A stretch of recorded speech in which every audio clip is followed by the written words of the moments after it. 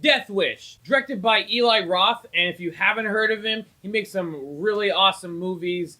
A lot of them are really bloody, gory, or just really entertaining action movies. So Death Wish is a remake of an old movie by the same name coming out in 1974. So how does this one compare to the original? I think it was a whole lot better than the original. Being it came out in 1974, it was a lot more cheesier, and I just don't think it was as entertaining as this new Death Wish. So let's start with story. This movie isn't gonna blow you out of the water with its depth. It's a basic run-of-the-mill revenge story of an upset dad. Something happens to his family, and he goes out for revenge. It's pretty basic if you break it down to those concepts. Even though there's nothing groundbreaking in the basis of the story, it still is enough to keep you entertained throughout the film. Like in the beginning, you know something happens to his family, regardless if you saw the trailer or not. Something obviously happens to his family to make him want to go do this.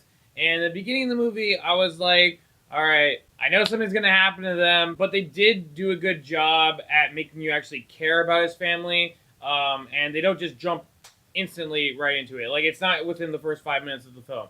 Like, it kind of takes a while before something happens to his family, and it was actually a lot better that they didn't just do it instantly, because then you actually kind of care about his family a lot more. Like, normally in these revenge films, it happens super fast, so you're like, oh, I mean, well, it sucks your family got killed or whatever.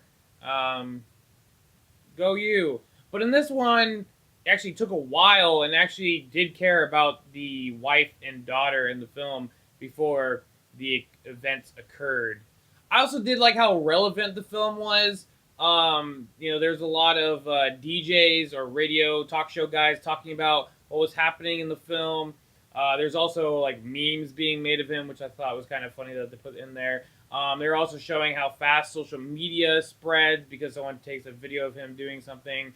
It was just really nice to see what would happen in context if somebody in real life was actually doing this, or became a vigilante and took justice into their own hands, and how it would spread, and how people of the city would talk, and where's the Grim Reaper, and, social media and all that fun stuff. In the film, they do debate on, is this morally right for him to be, this vigilante, taking the law into your own hands. And I did like that part of the film, the aspect of that.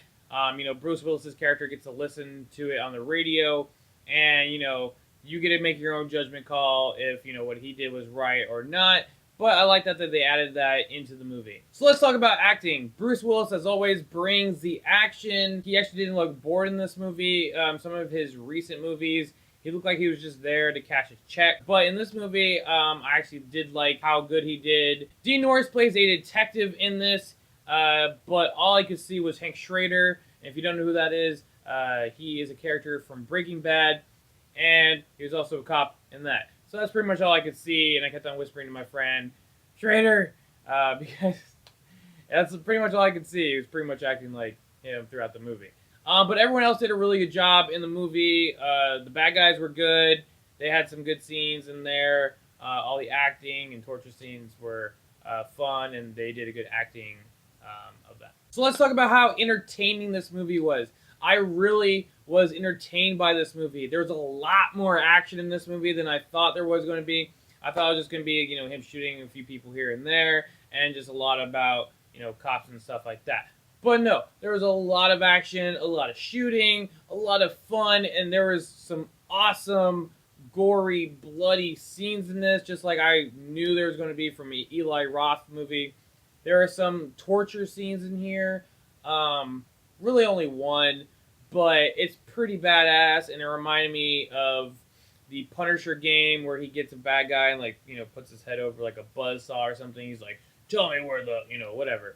But it was really cool that that part was in there. It was pretty gruesome. A lot of the kills in this were really great. If you do not like gore, I guess turn your head away when those scenes happen. But they're actually really done well. And I think if your movie is rated R, you should show stuff like this, because I personally don't think it was over the top. I think it's realistic, and your movie's rated R, might as well show it. I don't like how these action movies that are rated R, they shy away from showing a lot of blood or blood at all. There's a lot of action movies, especially ones with guns and stuff, and they barely show any blood. It's just like, yo, you have a rated R. Show some blood. So Eli Roth knows how to bring it, especially when there's a rated R attached to it. And the death scenes are great. One of my favorites is when one of the bad guys falls off the stairs. You'll definitely see it when you do. Also, this movie was very Punisher-esque.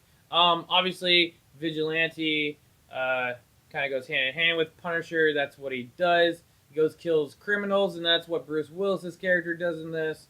Obviously, Punisher is a lot more cooler and, a lot more skilled than his character in this movie. But I just wanted to add that he's a little bit Punisher-esque in this without all the badness that is Frank Castle. Still, this movie had a lot of good action, and it kept me entertained throughout.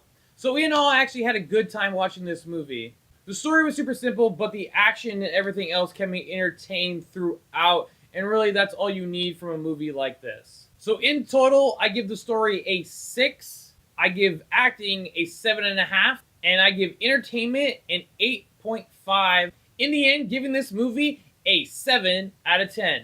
If you guys like this review, hit that thumbs up. And if you guys want to see more, hit the subscribe button. And thanks for watching.